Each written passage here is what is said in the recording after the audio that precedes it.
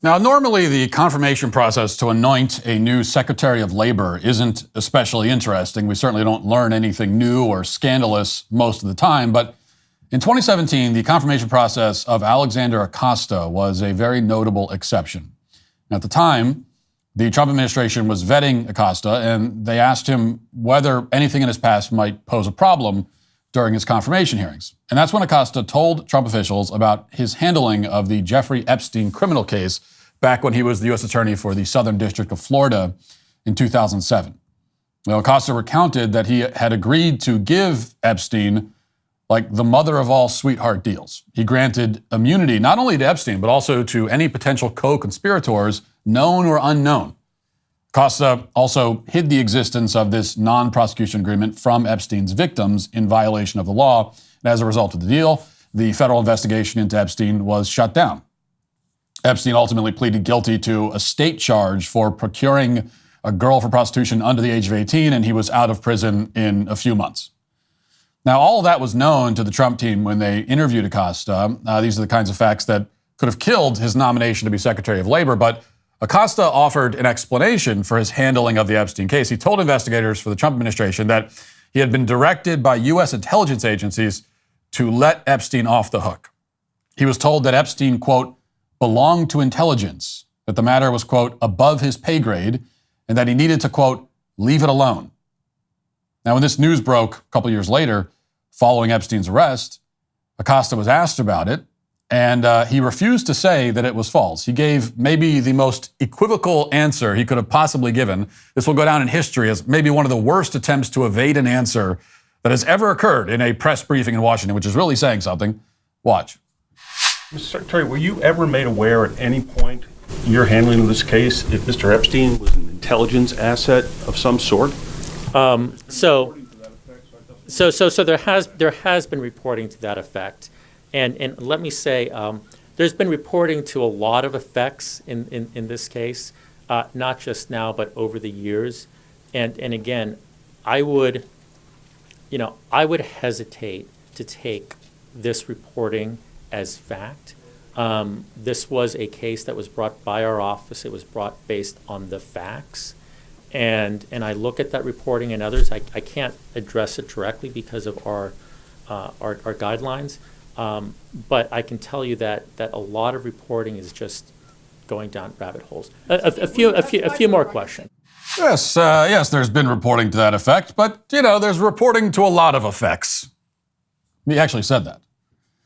And so that's an admission, obviously. There's no other way to interpret what Acosta was doing there. He's not a particularly good liar. I mean, if it didn't happen, then you just say, no, that's not true. So the non-denial, we can take reasonably as confirmation that, yes, Jeffrey Epstein was an intelligence asset. He was being used by the intelligence agencies, and therefore he couldn't go to prison for amassing an army of child sex slaves. And that's not all the help that Epstein and his associates received. On July 6th and July 7th of 2019, shortly after Epstein was arrested on new sex assault charges, FBI agents photographed a variety of evidence in Epstein's New York townhouse. And they discovered binders with CDs and photographs lining the shelves. Inside a safe, which they opened with a saw, the agents found pornographic photographs of children. They also discovered even more CDs that had handwritten labels on them with the names, in some cases, of 2 individuals on some of the labels. Now, it's not hard to conclude that this was probably blackmail material. According to the official story, agents simply photographed all of these items, but they claimed they didn't take them because they didn't have a search warrant. And incredibly, the agents left the property to get a warrant, which somehow took 4 days to acquire. So they went there to raid the property. They found the stuff. They said, oh, whoops, we never got a warrant. And so they left the stuff there for 4 days before they came back. And this by itself is ridiculous, since in a high-profile case like this, judges could obviously have approved a warrant almost immediately while agents remained on site.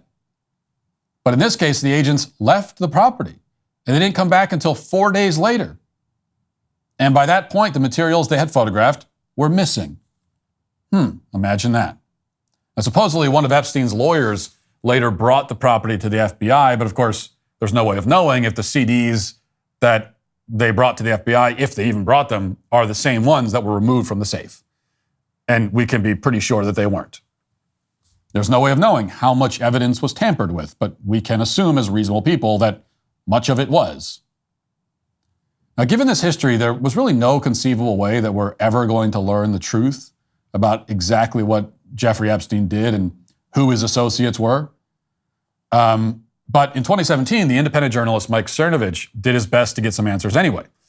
And the kind of thing that you would think like the corporate media would be doing, but they have no interest. Cernovich did. He tried to force the government's hand. He filed an intervening motion in an existing defamation case concerning Epstein. And this motion, which went all the way up to a federal appellate court in New York, demanded that the government release information it possessed about Epstein. And the courts ultimately agreed. But just days before documents were set to come out, coincidentally enough, Epstein, and Epstein alone, the only one, was booked on the new sex assault charges by the federal government. And so, coincidentally enough, that arrest delayed the release of the documents pending the prosecution. And of course, that prosecution never came because Epstein, quote unquote, committed suicide. The materials in his safe started to disappear, and outside of Ghislaine Maxwell, Epstein's associates evaded scrutiny. And the legal documents containing the names of many Epstein associates, as well as transcripts of key witness depositions, remained redacted. The holidays have come and gone, and once again, you were very generous. Don't worry though, Pure Talk has your back. Instead of paying your current cell phone provider $60, $70, or $80 per line, Pure Talk has unlimited plans starting at just $20 a month. You'll get the same phenomenal coverage you're used to on America's most dependable 5G network for just $20 a month. This is how the average family saves almost $1,000 a year. It's time to switch to a wireless company that shares your values, a company that isn't afraid to invest in shows like mine, a company that is veteran-owned and serves veterans. So what are you waiting for? Switch to Pure Talk in as little as 10 minutes and start saving today. Their U.S. customer service team is waiting to serve you. Go to puretalk.com/Walsh, and right now, you'll save an additional 50% off your first month. That's puretalk.com/Walsh to be connected now. Again, puretalk.com/Walsh to start off the year saving on wireless with a company you can be proud of. Now, last night, after many years of delays, we finally got a partially unredacted look at some of the documents that Cernovich has been seeking for the better part of a decade. And more documents are expected to be unredacted in the coming days. And so this is just the first batch. But most of the material that we're now allowed to see, as you probably guessed, most of this material is not especially shocking. And in fact, before any of this was released, I said on the show a few days ago that if you're expecting them to actually release major, damning evidence implicating high-profile people beyond what we already knew, if you were expecting that, then you have way more faith in the system than you should have. And, what I said at the time is that most likely when this thing comes out, it is not even going to come close to living up to the hype, and it appears that I was unfortunately correct. So we all knew, for example, that Bill Clinton had flown on Epstein's private jet, had been photographed with some of Epstein's victims. So we knew about that. I mean, he should already be in prison. It's not ever going to happen. What's new is unredacted testimony from Johanna Joberg, one of Epstein's victims, and she was asked, quote, "Did Jeffrey ever talk to you about Bill Clinton?" In response, Joberg testified that, quote, "He said one time that Clinton likes them young," referring to girls. Now, it's not clear whether the testimony refers to underage girls. We can assume it does. But nor is this especially new information. That's the main thing. Neither is the fact that, according to one witness, Michael Jackson once visited Epstein at his home in Palm Beach. And to be sure, there are more alarming accusations in these documents, although for the most part, they aren't new. There's the testimony from Epstein victim Virginia Giuffre that she was directed by Ghislaine Maxwell to have sex with Prince Andrew, for example, as well as hedge fund manager Glenn Dubin. So that's in the documents. There are also renewed claims in these documents that Harvard law professor Alan Dershowitz had sex with one of Epstein's underage victims. Again, we've heard that claim before. Going down the list, the billionaire executive chairman of Hyatt Hotels, Thomas Pritzker, is also alleged in these documents to have had sex with one of Epstein's victims. Pritzker, incidentally, is related to Illinois Governor J.B. Pritzker, as well as the Harvard board member Penny Pritzker, who played a key role in promoting Claudine Gay to the Harvard presidency. So just in case you thought this week somehow couldn't get any worse for Harvard, it just continues. Now, there are some mildly interesting tidbits all the same. For example, the magician David Copperfield's name appears in these documents, and he appeared to be aware that Epstein was recruiting underage girls. There's no direct evidence in the documents that Copperfield himself engaged in illegal activity. There's also the news that Epstein wrote an email explicitly denying that Stephen Hawking had ever participated in an orgy at his island, which is like a strange email to write. You know, that's, yes, he's denying it. That in and of itself seems pretty damning. The only thing worse than being named in an email by Jeffrey Epstein as having participated in one of his orgies is being specifically named as someone who didn't. But regardless, this isn't exactly groundbreaking stuff, nor does it provide much clarity. And there are still many more questions than answers. If you go through the nearly 600-page documents that were released last night, you'll still find a lot of very conspicuous redactions. On page 497, for example, you'll find this question that was posed to Virginia Giuffre. It says, quote, Ghislaine Maxwell told you to go give a massage to redacted, correct? The name of the person is hidden. And by the same token, on page 502, you'll find this question to Giuffre. Other than Glenn Dubin, redacted, Prince Andrew, Jean-Luc Brunel, Bill Richardson, another prince, the large hotel chain owner, and the late MIT professor Marvin Minsky. Is there anyone else Ghislaine Maxwell directed you to go have sex with? Now, once again, there's a name missing from the list in that question. And for some reason, we're still not allowed to know who that is. Now, there could be good reasons for concealing some of the names. Maybe some of the names are underage victims of Epstein, so are not being named. That makes sense. On the other hand, maybe it's someone with a lot of power who's still under the control of the intelligence agencies. We really have no idea. And whatever the case, there are a lot more redactions like this. You can download the documents and see for yourself. What this means is that several years after Epstein's death, we're still left to fill in the blanks of these court documents that were supposed to be made public before Epstein died. We're not entitled to know anything more than basically what we already knew.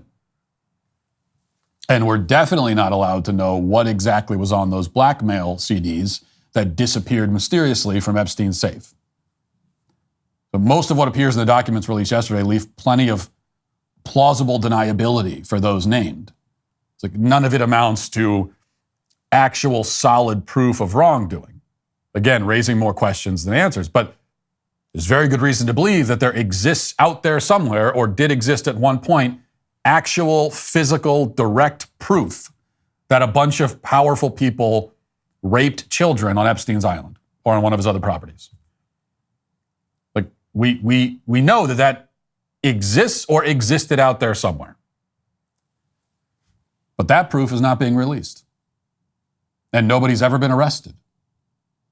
It's a funny thing, isn't it? Epstein was an international pimp and pedophile, but apparently he had no clients. An international pimp with no clients. I mean, he was pimping out these sex slaves, but to who? Apparently nobody. That's what we're supposed to believe anyway. But we can't believe that because it's nonsense. Which means that the truth, the real truth, the full truth, is still being kept secret from us. And those are secrets, as Alexander Acosta said, that are above our pay grade, quote unquote. And they will remain above our pay grade, at least until the people Epstein was blackmailing step out of line. Then we might see the names on some of those CDs. Then we might learn the identity of at least some of the people in those binders in his New York townhouse. Otherwise, the feds will continue to stonewall Cernovich and everyone else who's been seeking the truth. And that's because more than 4 years after Jeffrey Epstein's death, he still belongs to the intelligence agencies. You know, the CIA has a term that maybe you've seen circulating over the last day. It's a term called limited hangout. And this is a tactic where some small portion of the truth, and this usually happens when a cover is blown and people know something's up. The tactic is to take some small portion of the truth and make it public while the most important details, the stuff that really matters, the key information is still kept hidden. And intelligence agencies do this in hopes that the stuff they release will satisfy everyone's curiosity, and they'll stop asking questions. These Epstein files appear to be exactly that. This is a limited hangout, a diversion meant to satisfy you without actually telling you what you need to know, because they want you to stop asking questions. So don't fall for it. Thanks for checking out this video. If you'd like to listen to my full podcast on the go, you can check out The Matt Walsh Show on Apple Podcasts, Spotify, or wherever you get your podcasts.